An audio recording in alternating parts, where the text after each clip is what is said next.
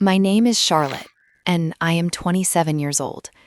For 22 years, my parents called me the burden, while my sister was their golden child.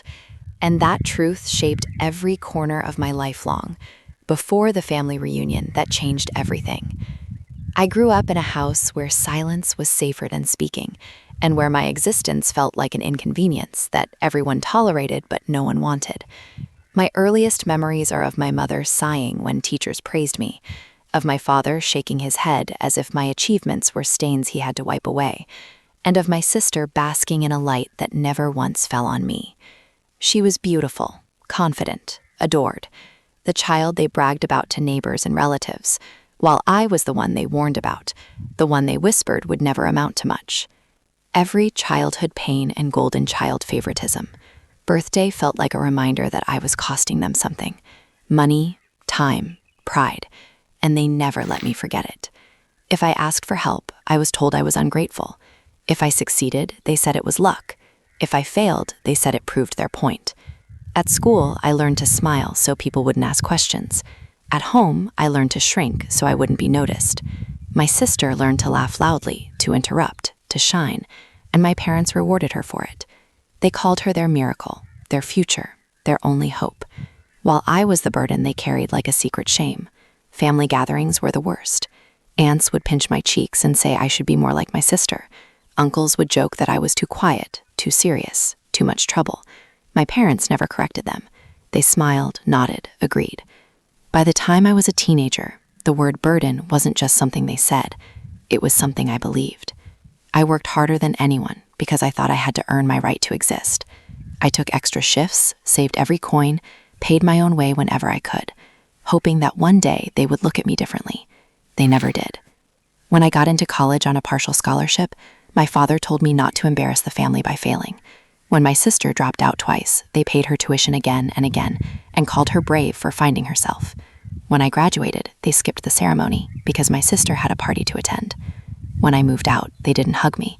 They reminded me to take my boxes so I wouldn't leave a mess. Still, I kept everything they said, every cruel remark, every dismissive laugh, locked away inside me like a collection of proof I never planned to use. Then came the family reunion. It was supposed to be a celebration, extended relatives flying in, a rented hall decorated with lights, long tables filled with food and chatter. I debated not going. Something in my chest told me it would hurt. But another part of me, the part that had been carrying 22 years of being called the burden, wanted to stand there and survive it one more time. When I arrived, my sister was already surrounded by applause. She wore a bright smile, a new dress, and confidence like armor. My parents hovered beside her, proud and glowing. I took a seat near the back, unnoticed, exactly where I always belonged. The family reunion begins. Speeches began after dinner. Relatives clinked glasses. Laughter echoed, and then my father stood up, tapping the microphone. The room quieted.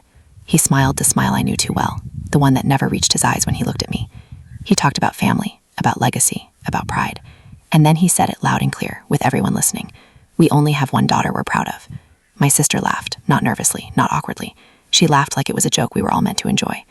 The room filled with uncomfortable chuckles and silence. I felt something inside me crack. Not loudly, not dramatically, but completely. In that moment, the words from the thumbnail of my life became real. For 22 years, my parents called me the burden, while my sister was their golden child. And now they had finally said it out loud. I didn't cry. I didn't stand up. Not yet. I remembered the nights I recorded voice notes on my phone, just to stay sane. The accidental recordings when my parents thought I wasn't home. The arguments where they didn't know my phone was on the table. I remembered why I had kept them. I stayed seated, heart pounding, listening as my father continued, unaware that the story wasn't ending the way he thought. Around me, relatives avoided my eyes. Some looked sorry, some looked curious. My sister leaned back, smug, enjoying the moment. She didn't know what was coming. She didn't know that for once I wasn't going to carry the word burden alone. I stood up slowly, my legs shaking, but my back straight. And in that moment, the room finally noticed me. The microphone squealed softly as I walked toward the projector table, every step echoing louder than my heartbeat. My father paused mid-sentence, confused, irritated, as if I were interrupting something important, which in his mind he was. My sister rolled her eyes, still smiling, still convinced this was about to be another awkward moment she could laugh off. I picked up my phone and said calmly, clearly, since we're talking about family and pride, I think everyone deserves to hear the whole story. A few relatives shifted in their seats. Someone whispered my name. My mother's face tightened. I connected my phone to the projector, the screen lighting up behind me, and pressed play. At first, it was just static. Then my father's voice filled the hall, sharp, unmistakable. She's a burden, the recording said. followed by my mother agreeing, complaining about how I ruined plans, how my sister was the only